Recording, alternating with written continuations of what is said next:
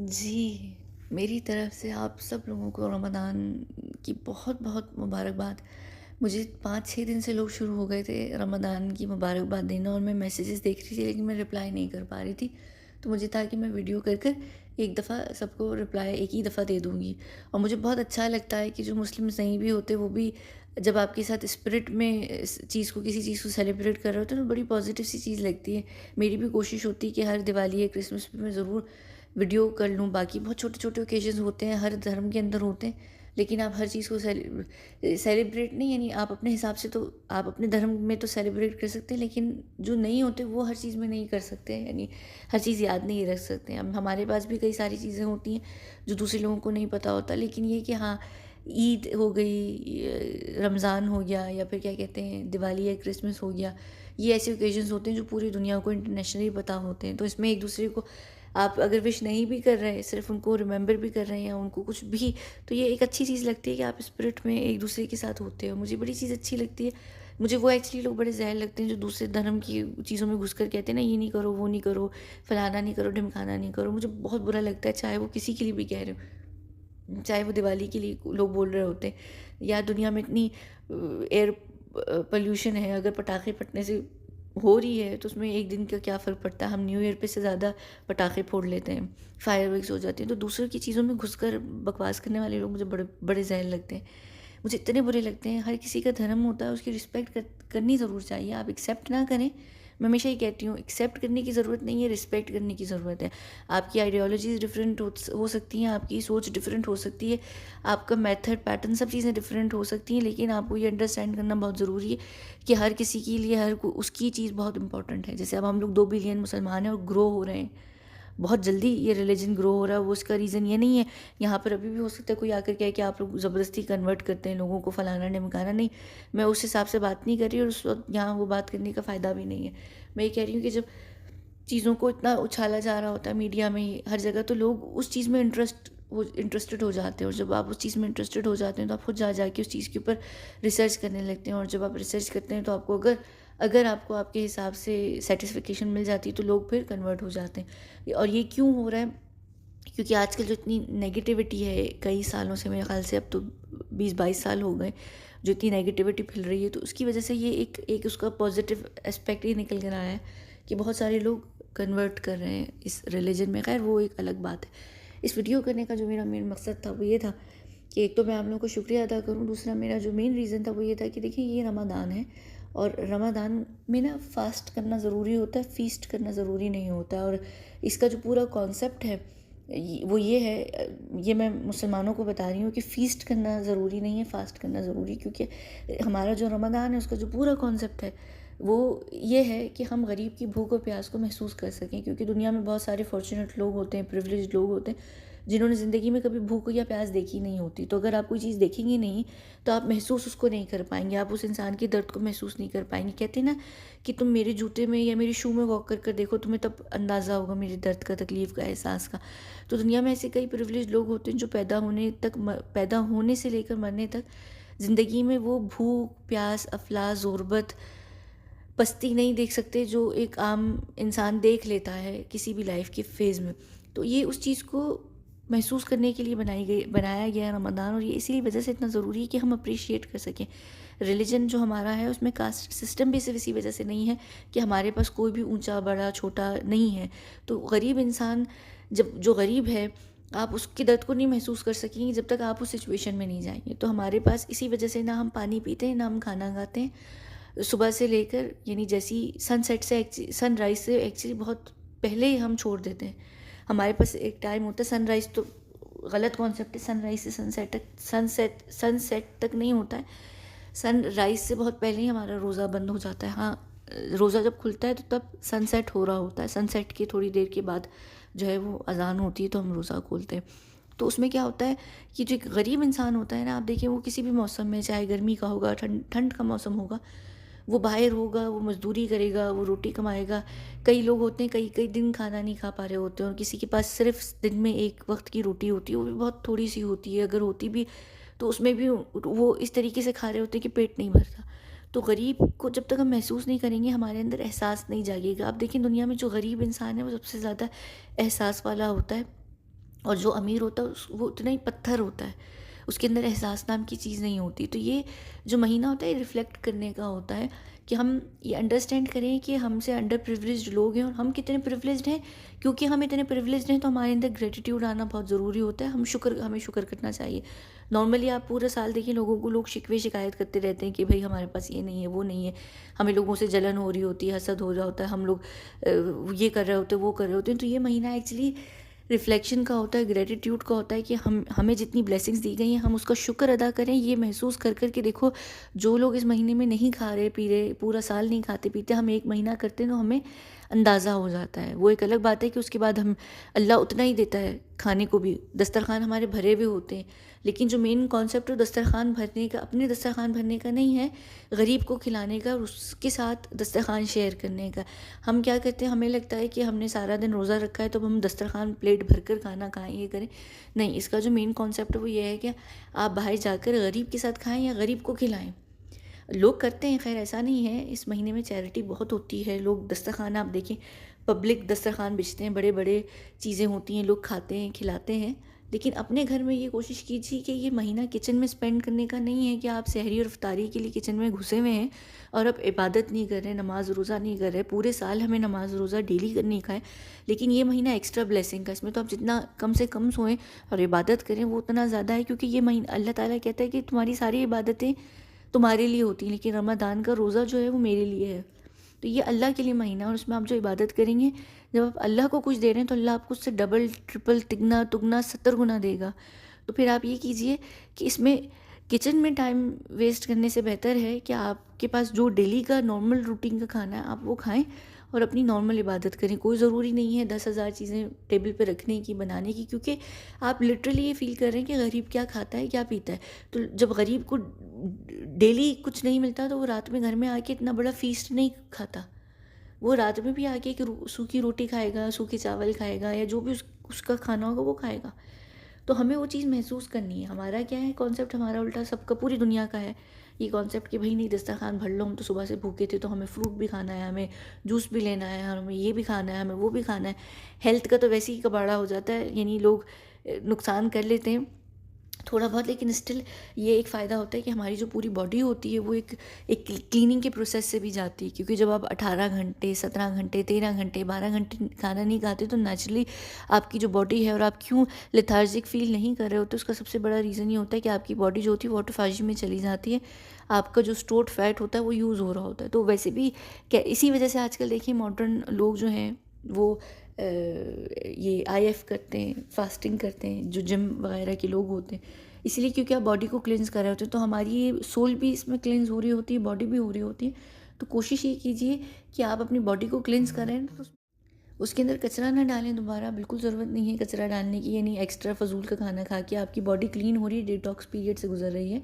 इसी तरह अपनी रूह को क्लीन करें, और इसमें आप जितनी दुआएं कर सकते हैं, अल्लाह से जितना मांग सकते हैं उतना मांगिए। ये एक ऐसा टाइम होता है इबादत का, ये पूरा, यानी इसमें अगर आप कम से कम सोए ना 2 घंटे भी तो भी सही है। और अगर आप ऑफिस में भी हैं, कहीं पर भी हैं, वज़ू में रहें और इस्तग़फ़ार पढ़ते रहें। इस्तग़फ़ार का मतलब होता है गुनाह की तौबा। ये मैं उनके लिए बता रही हूँ, अगर तो यहाँ पर लोग सुन रहे हैं जिनको नहीं पता, कि आप अपनी गुनाहों की तौबा मांगिए। लाइफ के सारे काम खुल जाते हैं अगर आप अल्लाह से अपने गुनाहों की तौबा माफ़ी मांगते रहें। ये एक टाइम ऐसा होता है, क्योंकि देखिए हमारे गुनाह बहुत होते हैं, तो जितने आप गुनाह दिल भर कर गुनाह की अल्लाह से माफ़ी मांगेंगे ना, हमारी रुकावट अक्सर ज़िंदगी में जो चीज़ों में आ रही होती है ना, कामों में, वो गुनाहों की वजह से आ रही होती है, हमारे गुनाह आगे आ रहे होते हैं।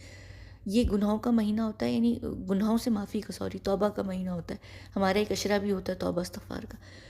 तो तौबा मांगिए, इस्तग़फ़ार मांगिए, चलते फिरते मांगिए, वज़ू बेवज़ू मांगिए। ये कि आप चलते फिरते बस इस्तग़फ़ार करते रहें। कोशिश ही कीजिए, लोग रोज़े में गर्म बहुत हो जाते हैं, उनको होता है कि नहीं कुछ खाया पिया, चाय भी नहीं पी हुई, कॉफ़ी भी नहीं पी हुई, पानी भी नहीं पिया हुआ, तो दिमाग खिसका होता है। लोग बड़े एक्सक्यूज़ दे रहे होते हैं ज़रा से बुरे मूड का, कि भाई रोज़े में इसलिए गुस्सा आ रहा है। नहीं, गुस्सा कंट्रोल करने का मतलब रोज़ा है ना, इसमें आप अपने हर नफ्स की हर चीज़ को कंट्रोल करते हैं, आप अपनी शहवत को कंट्रोल करते हैं। शहवत मतलब यानी जो आपका लस्ट साइड होता है, आप हर चीज़ में इससे आपने रोज़ा रखा होता है। तो खाली भूखे पेट और भूख नहीं आपका रोज़ा होता है, इसमें आपकी आंखों का रोज़ा होता है कि आप कुछ गलत ना देखें, गलत मुंह का रोज़ा होता है कि आप कुछ बोलें नहीं, मुंह का रोज़ा ये होता है कि आप कुछ खाएं नहीं, पेट और मैदे का रोज़ा होता है कि आपके पेट में और मैदे में कुछ नहीं जा रहा। हाथ और पाँव का रोज़ा होता है कि आप उससे कोई गलत काम नहीं कर रहे। पैरों का रोज़ा, आप उससे चलकर कहीं गलत जगह पर नहीं जा रहे हैं। तो कोशिश ये कीजिए कि गुस्सा ना कीजिए, खाने-पीने पे फ़ोकस मत कीजिए, इस्तिग़फ़ार पे फ़ोकस कीजिए, अपने गुनाहों को माफ़ करने पे फ़ोकस कीजिए, क्योंकि अल्लाह ये महीने में आपको माफ़ करेगा। आप माफ़ी माँगिए अपने गुनाहों की, ताकि आपकी ज़िंदगी में जो रुके काम है वो खुलें। हमारे गुनाह हमारे सामने आ रहे होते हैं। तो शैतान क्योंकि कैद होता है, इस और एक और इसका ये बड़ा गलत कॉन्सेप्ट है, लोगों को लगता है कि शैतान कैद हो गया तो मुसलमान कुछ गलत काम नहीं करेंगे। इसका जो मेन कॉन्सेप्ट होता है शैतान के कैद होने का, शैतान कैद हो जाता है, लेकिन सिर्फ मेन एक शैतान कैद होता है जो इब्लीस होता है, जो मेन शैतान होता है, जो असल में शैतान होता है, जिसको डेविल कहा जाता है। तो वो इब्लीस जो है ना हमारे पास, वो कैद होता है, सारे शैतान कैद नहीं होते। उसके जो चेले होते हैं और क्या कहते हैं, जो उसकी पूरी फ़ौज होती है वो कैद नहीं होती। सिर्फ मेन शैतान जो उनका सरदार या सरबराह या लीडर होता है वो कैद होता है, जिसको हमारे पास इब्लीस कहा जाता है। तो इब्लीस कैद होता है।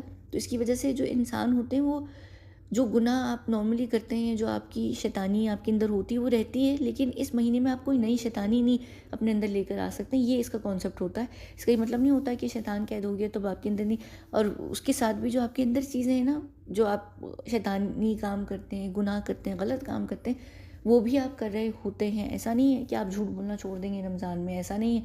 आप कर रहे होते हैं ये क्यों? क्योंकि आपकी नेचर के अंदर आ जाती है चीज़। आप इतने शैतान के साथी हो जाते हैं कि आप, जब वो नहीं भी होता तो आप उसका काम अंजाम दे रहे होते हैं। तो ये सारी चीज़ें होती हैं। अभी भी ऐसे बहुत सारे लोग हैं जो शराब भी पी रहे होते हैं रमज़ान के अंदर, जो रोज़े नहीं भी रख रहे होते, जो बहुत सारी उल्टी सीधी चीज़ें कर रहे होते हैं। मैं मुसलमानों की यहाँ पर बात कर रही हूँ। तो हम ये सब चीज़ें कर रहे होते हैं। यहाँ पर इतने सारे लोग हैं जो, जिनको रोज़े का पता भी नहीं होता है, मुसलमान होते हैं, उनको पता भी नहीं होता, उन्होंने रोज़े नहीं रखने होते। रोज़ा ना रखना इतना बड़ा गुनाह है हमारे लिए। और बहुत सारे लोग ये एक्सक्यूज़ देते थे कि भाई हम ऐसी जगहों पर हैं जहाँ पर 22-22 घंटे का रोज़ा हम नहीं रख सकते, या हम ऐसी जगहों पर हैं जहाँ पर दुनिया रोज़ा नहीं रखती, यूरोप, अमेरिका, इधर-उधर हमारे लिए मुश्किल होता है 18 घंटे का रोज़ा। नहीं, रोज़ा छोड़ना या रोज़ा ऑप्शन नहीं है, रोज़ा लाज़िम है। हमारे जो पिलर्स हैं, 5 पिलर्स, उनमें से है रोज़ा।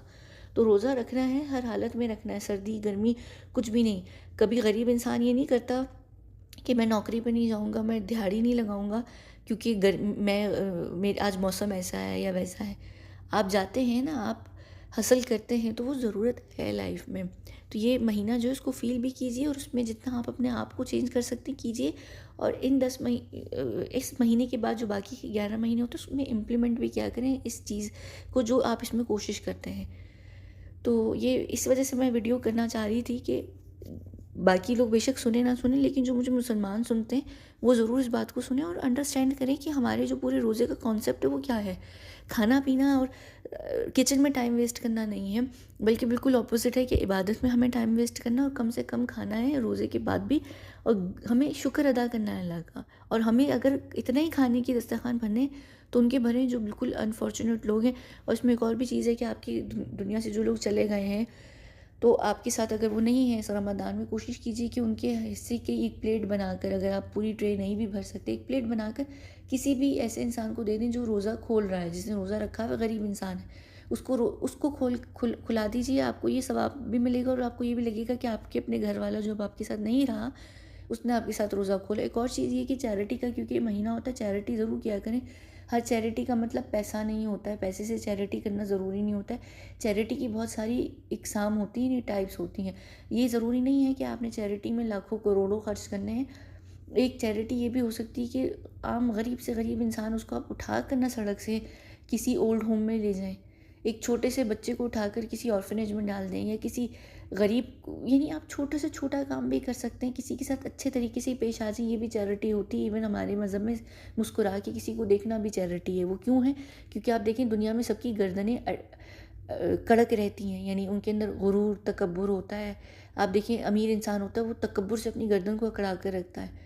तो ये तकब्बुर नहीं होना चाहिए, हम्बल होना और मुस्कुराते रहना चैरिटी होता है। इतना बड़ा चैरिटी आप दुनिया में देखें, आप नॉर्मली भी प्रैक्टिस करें, जो लोग नहीं भी करते, आप देखें नॉर्मली आप किसी को भी मुस्कुरा कर देख लें ना, कितना सड़ू से सड़ू इंसान भी होगा ना, वो आपकी मुस्कुराहट को देख कर एकदम उसके जो मसल्स होंगे वो रिलैक्स हो जाएंगे।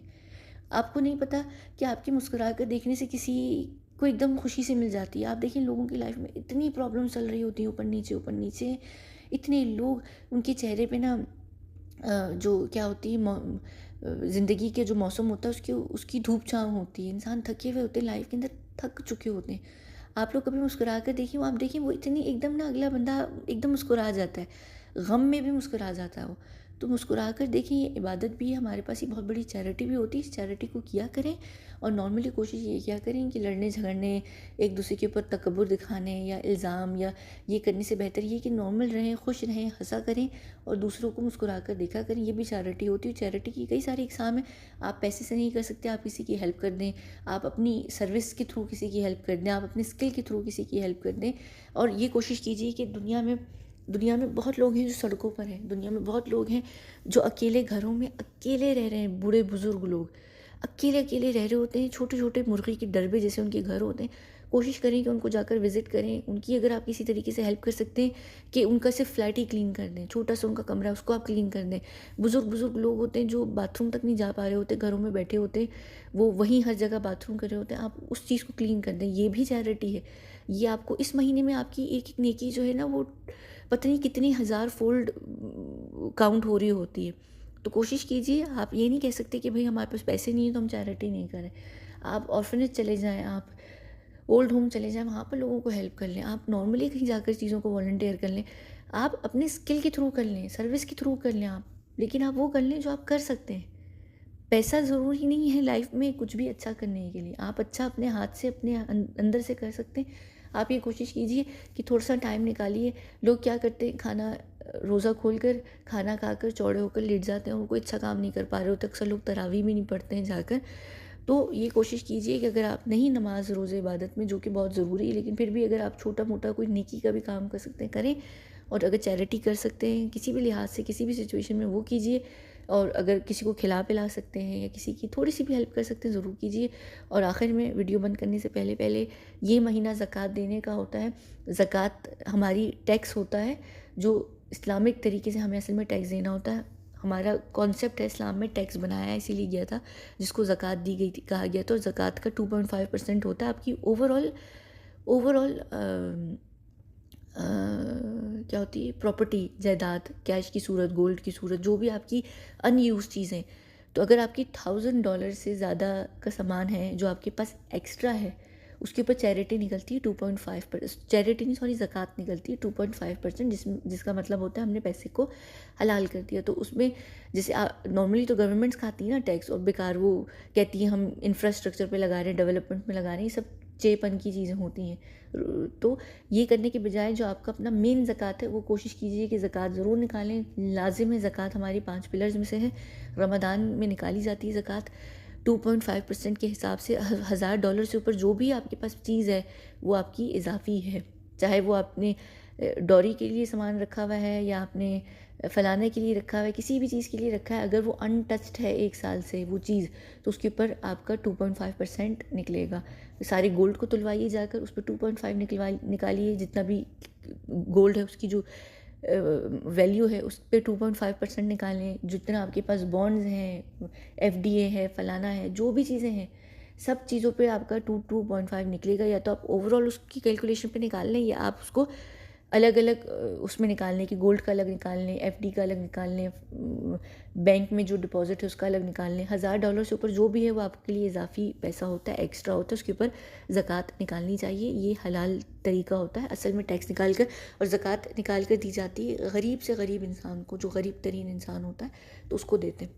जो शुरुआत जिसकी होती है ज़कात में, आप अपने परिवार से करते हैं, यानी अपने घर की फैमिली के लोगों से नहीं, लेकिन जो आपके रिलेटिव्स होते हैं उनसे आप करते हैं।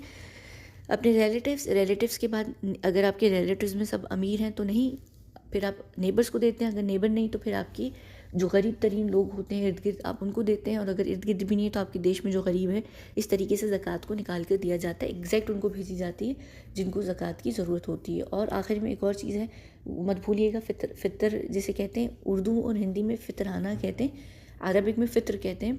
फ़ितर होता है क्या होता है, जो आप पूरे रमज़ान में जो रोज़े रखते हैं उसकी जो उसमें अगर छोटी मोटी भी कोई मिस्टेक हो जाती है तो उसकी वो होती है, यानी उसको पूरा करने के लिए फ़ितर दिया जाता है। तो वो ईद की नमाज़ से पहले पहले दिया जाता है, 1-2 दिन पहले देना शुरू कर देते हैं ईद से पहले पहले। तो फ़ितर ज़रूर दीजिएगा, भूलिएगा मत। फ़ितराना देना बहुत लाजिम होता है। तो आप देख लीजिएगा जिस भी देश में आप हैं उसका अमाउंट होता है 2 kg तो ग्रेन के अंदर होता है, किसी भी टाइप की ग्रेन। लेकिन अगर अमाउंट वाइज भी आपने देना है तो वो 2 kg उतने अमाउंट का होना चाहिए, ठीक है। मेरा ख्याल से पता नहीं $5 $7-8 होगा, मेरे ख्याल से हो सकता है $8 होता है, $8 होता है, प्राइस होती है शायद $8 वो। लेकिन हर साल चेंज होती है इन्फ्लेशन की वजह से, उसमें डिफरेंस आता है। तो याद रखिएगा ये सारी चीज़ें आप लोगों ने करनी है, ठीक है। तो ये एक फ्रेंडली सी रिमाइंडर टाइप की वीडियो भी थी, सब कुछ था। सिर्फ इसलिए था कि इस महीने को जितना आप यूज़ कर सकते हैं कर सकते हैं। और अगर वो लोग जो मुस्लिम नहीं हैं और मुझे सुन रहे थे इस वीडियो में, तो बहुत शुक्रिया आपका। मुझे बहुत अच्छा लगता है जब लोग चीज़ों को सुन रहे होते हैं इंटरेस्ट लेकर, या चीज़ें देखना चाह रहे होते हैं, ठीक है। तो चलिए इन्जॉय कीजिए रमज़ान, और अच्छे तरीके से इन्जॉय कीजिए। फास्ट करना है, फीस्ट नहीं करना, ये जहन में रखिएगा। और बस ठीक है, चले हम मिलते हैं अगली वीडियो में जिसमें मैं ज़लज़ले के ऊपर बात करती हूँ। बहुत बहुत शुक्रिया।